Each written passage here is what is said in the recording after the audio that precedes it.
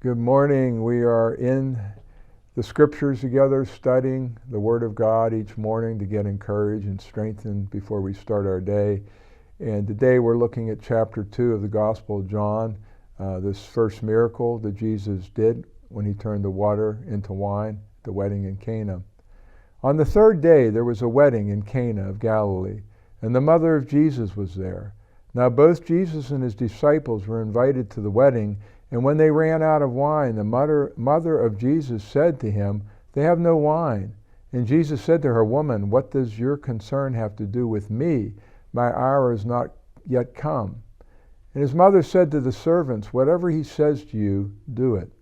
Now there was a set of 6 water pots of stone, according to the manner of purification of the Jews, containing 20 or 30 gallons apiece. Jesus said to them, "Fill the water pots with water."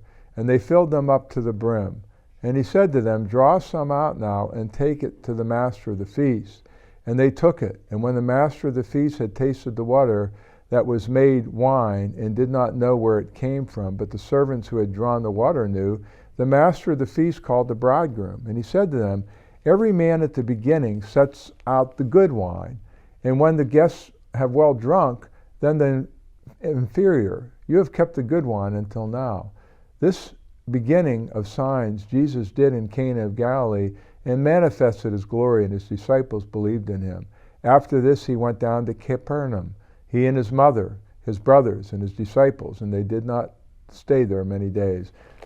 What a wonderful experience here. This is a wedding. Weddings are joyful, and family, friends, loved ones gathering together to celebrate. The wedding wasn't just a day in those days. They'd celebrate for a week, 2 weeks, and hang out, eat and drink, and just have an awesome time together. And the Lord was invited to this wedding. He was participating in it. And his mother was there. So obviously they probably knew who was being married, and they'd grown up in this community.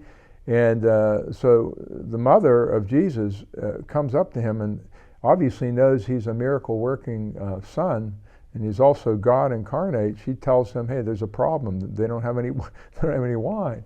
So most weddings do have wine, and the key to wine in a wedding is to celebrate and to toast, not to get hammered or anything like that. But there was this ability here to make wine that Jesus was the only one that could make wine like this, probably the best wine that's ever been made on the face of the earth. And he's telling her, his mother, like, "Why are you telling me about this? My hour has not yet come." In other words, miracle working things, they're coming up, but this isn't the time.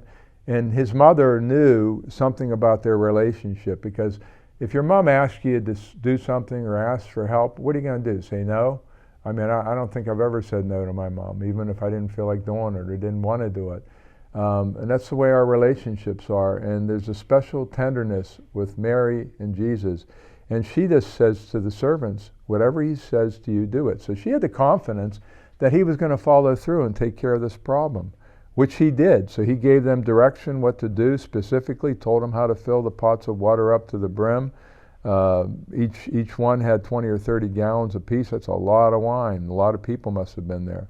And then he said, "Draw out some now and take it to the master of the feast." So the person who's responsible for the whole wedding operation here, he tastes it, and he had already had wine, so he knew the difference between average quality of wine and superior wine. And he didn't really know where it was coming from, but obviously Jesus' servants did. And whenever he began to taste this, he was blown away, because he said everybody has already been drinking wine, and it's inferior, obviously, what Jesus had made through a miraculous event. And he said this profound thing: "You've kept the good wine until now." So this is the beginning of the miracle-working ministry of Jesus, and I think it's just really cool. I've done a lot of weddings. I did one last week. And it's a celebration time, a joyous time, and to have the Lord in the midst, inviting him into the weddings every time we have a wedding, and we know he's present, is a blessed thing for a Christian couple when they get married. So we'll catch you tomorrow. Have a wonderful day.